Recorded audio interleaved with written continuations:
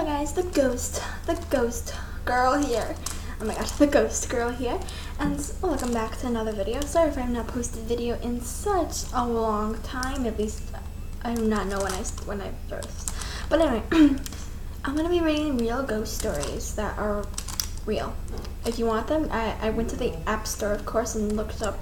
I went to the games part of the App Store and looked up real ghost stories, and then I just found this. It's the one that says real ghost stories. And it should have this where there's a lot of ghost stories here. But I'm gonna read the first one. I want to read the first ghost story that says, "God, please help me." So let's start reading this story. It's about a long page, I know, but we'll make it through it. Anyway, let's get started by reading it, and let's see what it's about. I read one of these ghost stories, and that was, hold on, I'll show you real quick.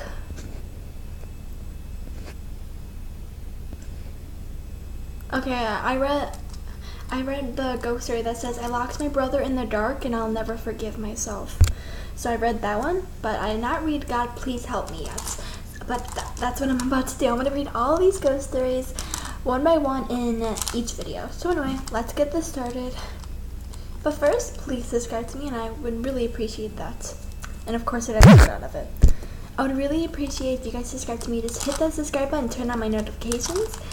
And who knows, I could probably subscribe to you guys and turn on your notifications if you comment down on my video. So anyway, let's get this started. Now, let's read this story. Okay. It happened about 6 years ago now. I'm in my late 40s now, and I am still scared out of my mind thinking about it. It happens on my brother's farm in South Africa in a town called Tone. Sorry if I get some words wrong. Okay, anyway, back to the story. We were renting the old farmhouse from him. The house was about 100 years old. This I found out by the neighbors that have been living in the area for more than 50 years later on. When I and my son moved into the farmhouse, I felt that there was something not right. Whenever I was alone in the house, I felt scared and could not explain this. I am very, very scared of the dark. If the lights is off and I am in the room, it feels like something is crushing me and I can't breathe. This is from my childhood that I always slept with the light on, with the night lights. Yes, even now. I cannot explain why I am scared of the dark. Some doctors said to me that something very bad happened to me when I was small, and this is some of the after effect. Well, I can't recall anything. Anyway, I had a small dog that slept on the corner of my bed. A few months that we have been living there, I started to feel like someone is watching me, especially when I am getting undressed or dressed in the morning or night, and that this thing is glaring at me, and I could feel the angry vibes towards me. So I started to dress in the bathroom and not in my room anymore. At night when I am in bed, the dog stands on one corner of my bed and then starts growing at the corner of the room.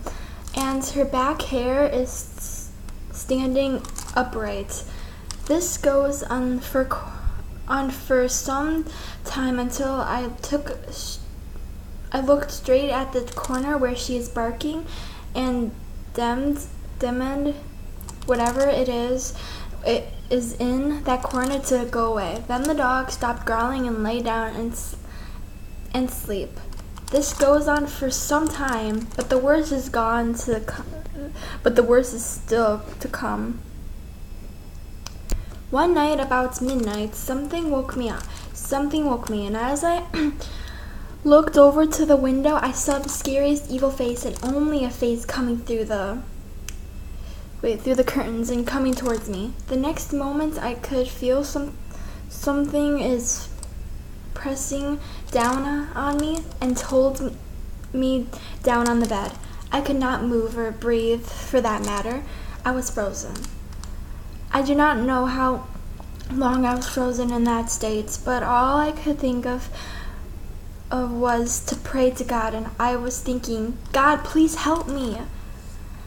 And the next moment I was released and I could move. My dog jumped up and ran out of the house when this happened and did not want to come back into the house.